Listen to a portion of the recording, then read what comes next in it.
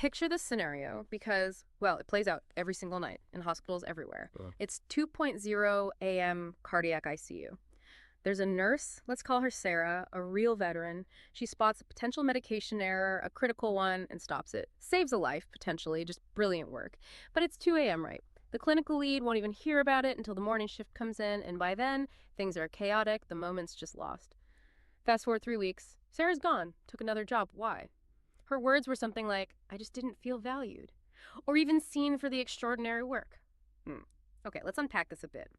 Our mission today is a deep dive into this very problem, the huge cost, both financial and human, of unappreciated work in healthcare. We want to look past the usual stuff, the platitudes, and really understand how specialized employee recognition software isn't just nice to have, it's actually a multi-million-dollar operational tool. And you really have to grasp the scale here. We're talking about organizations losing staff at rates that are just unsustainable. The average turnover for registered nurses, it's sitting at a painful 16.4%. But here's where it gets, well, fascinating from a numbers perspective. Replacing just one of those RNs costs, on average, $61,110. That's the projection for 2025. $61,000 Yeah. for one nurse. Exactly. And if you scale that up for a typical hospital, and remember, we're only talking replacement costs here, not lost productivity or anything else, the annual hit to the budget easily lands somewhere between $6.6 and $10.5 million. It's a fundamental drain. So what does this all mean for you listening right now, maybe running a department or even a whole hospital system? This isn't just about, throwing pizza party during Nurses Week or handing out a gift card here and there. We are talking about strategically tackling a quantifiable multi-million-dollar crisis using tools specifically designed to build retention from the ground up. Precisely. Think about recognition like preventative medicine, but for turnover. It's proactive. Organizations that actually implement strong, robust recognition programs, they see voluntary turnover drop by a significant 31%. 31%, that's substantial. It is, and it has legs, too. The impact is longer term. Employees who feel genuinely recognized are 45% less likely to leave after 2 years. Compare that to staff working in places where appreciation is, well, scarce. Okay, and here's where I think it gets really compelling. Because it's not just about the money or the HR metrics. It directly hits patient care. Get this. Facilities with highly engaged staff, the ones who feel seen and recognized, they experience an incredible 41% fewer patient safety incidents. 41% fewer incidents. Yes. Compared to hospitals with disengaged workforces. That difference, that 41%, that's the gap between delivering measurably better quality, better outcomes, and making critical, sometimes life-altering errors. And we can put a dollar figure on the retention piece immediately. Let's say a good recognition platform helps a hospital keep just 5 extra nurses a year. 5. They instantly save over $300 to $5,000 in those replacement costs we talked about. Oh, just 5 nurses. Just 5. And in almost every scenario we model, that saving alone is more than the entire cost of the platform. The subscription, the rewards, everything combined. The math is pretty stark. So the ROI story goes way beyond just turnover then. Oh, absolutely. Yeah. Highly engaged organizations, the ones that get recognition right, they show 23% higher profitability overall. And they also report 78% lower absenteeism. It's simple, really. When your staff feels seen, they show up, they engage, they commit. Okay, this makes a lot of sense, but it leads to a big question, I think, for hospital executives. Why not just use a generic HR software? Something off the shelf. Why the need for specialization? Yeah, that's a crucial question.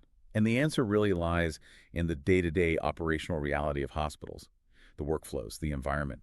Standard platforms just weren't built for it. They can't really handle it effectively. What's the biggest gap then? What makes healthcare so different? The absolute number one issue, the mobile imperative. This goes right back to your story about Sarah, the night shift nurse. Right. Think about it. Up to 70% of healthcare workers, we're talking nurses, CNAs, surgical techs, therapists, they are frontline. They are rarely, if ever, sitting at a desk. Right. They're on their feet, moving constantly. Exactly. So if the only way to recognize Sarah's quick thinking at 2 a.m. is for her manager to remember hours later, find a desktop, log into some clunky portal, the moment's gone. The emotional impact is completely lost. So the platform has to be mobile first, like truly native app stuff. Absolutely. Native mobile apps, full functionality right there on their smartphone. And the interaction itself has to be incredibly quick, frictionless. We're talking less than 30 seconds to send a meaningful piece of appreciation. Anything longer, It just won't get used consistently. And building on that mobile need. You need offline capability, critically important. Think about large hospitals, sprawling campuses. Wi-Fi coverage is notoriously inconsistent, right? Basements, older wings. Oh, I've been there, trying to get a signal in the basement level. Yeah, exactly. So connectivity cannot be the barrier.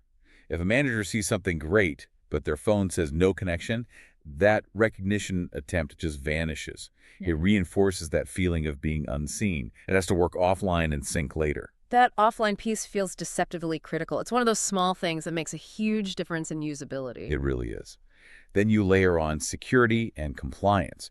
Now, typically, recognition messages themselves shouldn't contain PHI, patient health information. That's a strict rule. But the platform operates within an incredibly high-risk environment, dealing with employee data, integrations. So what should leaders, maybe HR or IT folks, be looking for specifically on the security front? Because just standard cloud security probably isn't going to cut it here, right? Definitely not. You need enterprise-grade controls. Look for vendors who are SOC 2 Type 2 aligned. That's a rigorous third-party audit, basically guaranteeing their security, availability, confidentiality controls. Plus, things like end-to-end encryption, solid audit trails are essential. And crucially, the vendor and the hospital need clear guidelines and internal enforcement that recognition messages must avoid patient specifics or clinical details. That firewall is non-negotiable. Okay, SOC2 Type 2 encryption, clear policies. Got it. But the complexity isn't just security, is it? You mentioned healthcare specifics earlier. What about things like certifications and licenses? That's the other big piece. Generic platforms might track a basic work anniversary, maybe a birthday, that's simple. In healthcare, though, a lot of the milestones we're celebrating are tied to compliance and professional development. Think about certifications like the CCRN. Right, the Certified Critical Care Nurse credential. Hugely important. Exactly. Yeah. Or tracking mandatory education completions, license renewals. These are huge achievements and also requirements. If the platform can't automatically pull that data from other systems, like the HRIS or learning management system, then HR is stuck trying to manually track and upload this stuff for potentially thousands of employees. It's inefficient and error-prone. The leading healthcare-specific platforms must automate this. They need to detect and celebrate these compliance-driven milestones automatically. It validates the effort staff put in. So we've covered the must-haves.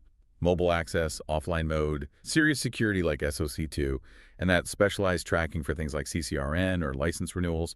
But all that data, the schedules, the certifications, the employee list, it lives in other hospital systems, right? If the recognition platform is just an island, adoption is going to struggle. It'll die on the vine. Absolutely. Integration is key to avoiding data silos and making it easy to use. So what integrations really matter the most? What moves the needle for hospitals? Okay, foundational ones are HRIS and payroll. You need smooth integration with systems like ADP, UKG, Paylocity, whatever the hospital uses. This ensures employee lists are accurate, and if you're doing points or rewards, they could be distributed correctly. Makes sense. What else? The one that I think absolutely defines success in a 247 healthcare setting is integration with workforce scheduling systems. Scheduling. Why is that one so critical? Think about it. Yeah. Connecting the recognition platform to the scheduling system again, maybe it's UKG or something similar, allows managers to give targeted recognition, specifically for those teams that are often disconnected. The night shifts, the weekend crews, the on-call staff. Sarah's manager, who maybe works 9 to 5, needs an easy way to see exactly who is working that difficult shift at 2 a.m. Scheduling integration provides that visibility so recognition can be timely, even if the manager wasn't physically there. Ah, okay. That closes the loop for those off-hour situations. Right. And presumably, basic user access stuff matters too. You mean like single sign-on? Absolutely. SSO is crucial. Yeah. Using existing hospital login credentials eliminates password fatigue. Healthcare professionals are already juggling logins for the EHR, scheduling, email, learning systems, you name it. If recognizing a colleague means remembering yet another password, forget it. The barrier is too high. Adoption plummets. So get the integrations right, HRIS, payroll, scheduling, SSO. Then what? Does implementation speed matter? Hugely.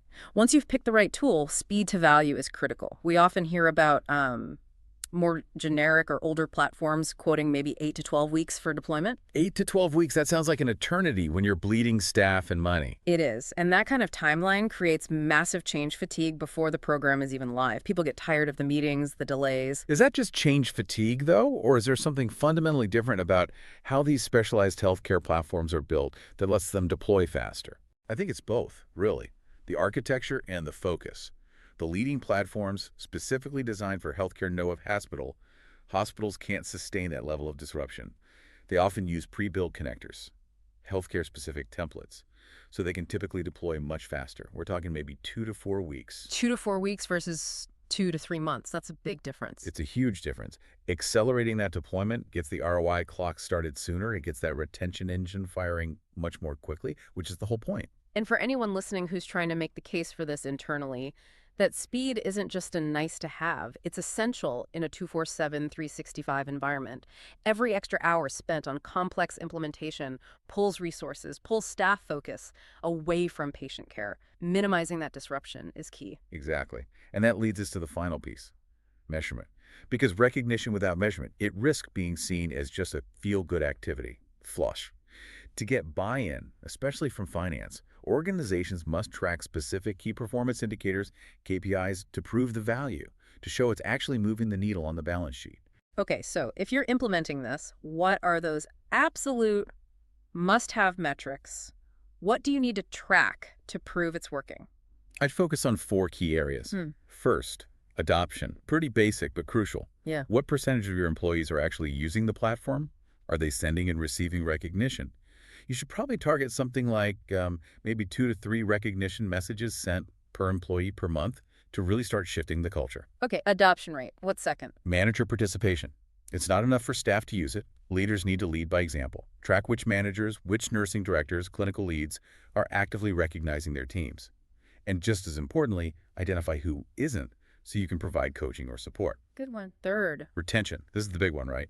Track your voluntary turnover rate and compare it directly to your pre-implementation baseline. Are you seeing that 31% reduction or something close? That's the core financial proof. Makes sense. And fourth. The clinical link. This is sometimes harder to track directly, but correlate recognition activity, maybe high usage in certain units with improvements in patient safety metrics. Are you seeing fewer incidents in highly engaged, recognized teams? That 41% statistic isn't just theoretical. Right. Connect the recognition data back to the quality and safety data. Okay, let's try and put this into a really concrete example. Let's say you have a 300-bed hospital. They're struggling, maybe 18% voluntary turnover, which isn't unusual, sadly. They implement a good specialized recognition program. They hit that average 31% reduction in turnover we talked about.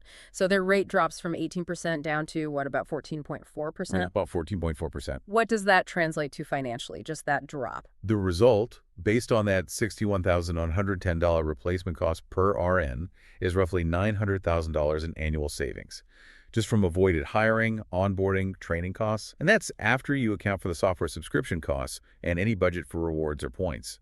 It's a massive net positive ROI, often within the first year, simply by making staff feel seen and valued. $900,000, just by focusing on appreciation strategically. It sounds incredible, but the numbers bear it out repeatedly. But achieving those numbers isn't just about flipping a software switch. The implementation strategy matters. Success really requires, first, assembling a cross-functional team. You need HR, IT, definitely clinical leadership, maybe finance involved from the start. Second, define those success metrics, the KPIs we just discussed before you launch. What does success look like for your organization? And third, consider piloting the program. Maybe roll it out in 2 or 3 key departments first.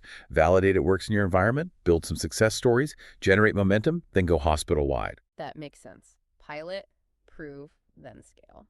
So bringing this all together, wrapping up our deep dive today, the core conclusion for you listening seems crystal clear. In healthcare, this kind of specialized recognition software, it's not a perk, it's not optional anymore, it's a fundamental critical retention strategy. It's designed to save millions in turnover costs, yes, but also to prevent burnout and directly improve patient safety outcomes. And the only systems that can really deliver on that promise in the tough hospital environment are the ones that are truly mobile first, deeply secure member SOC2 alignment, and tightly integrated into those non-stop clinical workflows like scheduling. Couldn't agree more. And maybe I can leave you with one final thought to chew on. We've looked a lot today on the technology, the platform, the financial ROI, and that's all vital. But remember that human element, that connection back to Sarah the nurse. The data clearly shows that highly engaged employees drive 41% fewer safety incidents. So beyond just implementing the software, the really provocative question for your organization is this: How much time, energy, and focus are you really dedicating to coaching your managers, your clinical leaders, to actively practice and foster appreciation every single day? Because ultimately, that essential human skill, that consistent coaching, that's what dictates the true long-term success of any system you put in place.